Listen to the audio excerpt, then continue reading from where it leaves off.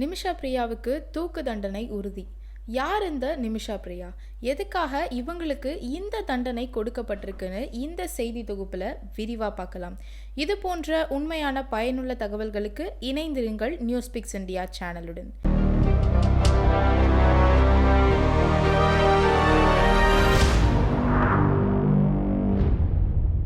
இந்தியாவின் கேரளா மாநிலத்தை சேர்ந்த பெண் தான் நிமிஷா பிரியா. இவங்க ஒரு நர்ஸ். 2008ஆம் ஆண்டு தன்னோட குடும்ப சூழ்நிலையின் காரணமாக ஏமன் நாட்டுக்கு நர்ஸாக பணிபுரிய போகிறாங்க. அங்கே பல கிளினிக்கில் நர்ஸாக வேலை பார்த்துருக்காங்க. இவங்க கொஞ்ச நாள் கழித்து சொந்தமாக ஒரு கிளினிக்கையும் ஆரம்பித்தாங்க. அந்த நாட்டின் சட்டப்படி அந்த ஊரில் இருக்க ஒருத்தவங்க கூட பார்ட்னர்ஷிப் போட்டுக்கிட்டாதான் எந்த ஒரு தொழிலுமே செய்ய முடியும்.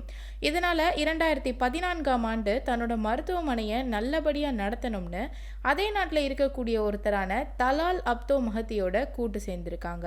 நிமிஷா பிரியாவுக்கும் மஹத்திக்கும் இடையில கடுமையான கருத்து வேறுபாடு ஏற்பட்டதா சொல்லப்படுது.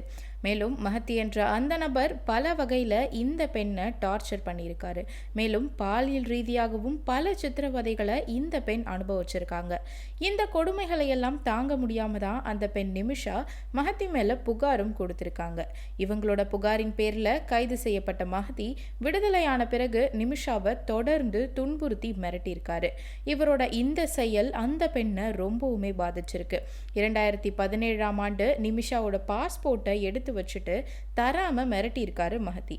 இவர்கிட்ட இருந்து எப்படியாவது பாஸ்போர்ட்டை வாங்கி தப்பிச்சு போகணும்னு நினைச்ச அந்த பெண் ஒரு திட்டம் போடுறாங்க.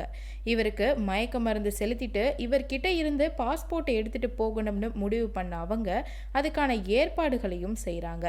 அவர்களின் திட்டத்தின்படி அவரும் மயக்க நிலைக்கு போயிட்டாரு. உடனே பாஸ்போர்ட் எடுத்துட்டு ஏர்போர்ட் போன அவங்கள போலீஸார் கைது செஞ்சுட்டாங்க.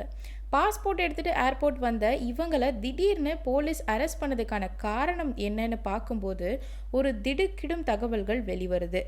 இவங்க மஹதிக்கு கொடுத்த மயக்க மருந்துல டோசேஜ் அதிகமான காரணத்தினால மஹதி அங்கேயே உயிரிழந்திருக்காரு.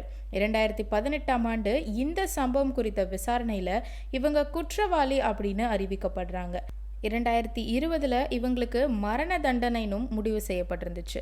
இருந்தாலும் 2023ஆம் ஆண்டு உச்சநீதிமன்றம் வந்த இந்த வழக்கில் ஏமன் சட்டம் தியா பிளட் மணி மூலம் கருணை காட்ட அனுமதிக்கிறாங்க. சரி, அரசாங்கம் சொன்ன தீர்ப்பின்படி பிளட் மணினா என்னன்னு பார்ப்போம். பிளட் மணினா ஒருத்தர் தவறுதலா தெரியாம செய்த கொலைக்கு மன்னிப்பு கேட்கும் விதமா அந்த குடும்பத்துக்கு ஒரு தொகையா கொடுக்கறது தான். இதுக்கு அந்த குடும்பம் ஒத்துக்கிட்டாங்கன்னா குற்றவாளிக்கு மரண தண்டனைக்கு பதிலா சிறை தண்டனை தான் கிடைக்கும். இருந்தாலும் பாதிக்கப்பட்டவரின் குடும்பம் இதுக்கு ஒப்புக்கொண்டால் மட்டும்தான் இது நடக்கும். ஆனா இந்த வழக்குல பேச்சுவார்த்தை எல்லாமே தோல்வியில தான் முடிஞ்சது. 2024ஆம் ஆண்டு செப்டம்பர் மாதமே வந்துருச்சு.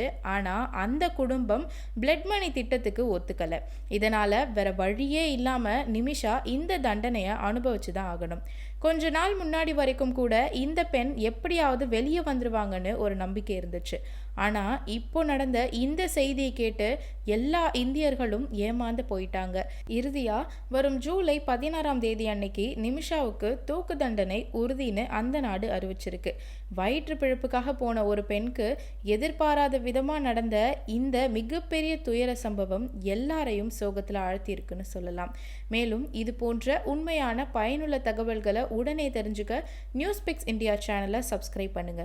இந்த வீடியோ உங்களுக்கு பிடிச்சிருந்தா லைக் பண்ணுங்க, ஷேர் பண்ணுங்க. மறக்காம உங்களோட கருத்துக்களை கமெண்ட் பாக்ஸ் மூலம் எங்க கிட்ட ஷேர் பண்ணுங்க. மீண்டும் அடுத்த வீடியோல சந்திப்போம். ஸ்டே டியூன் மக்களே.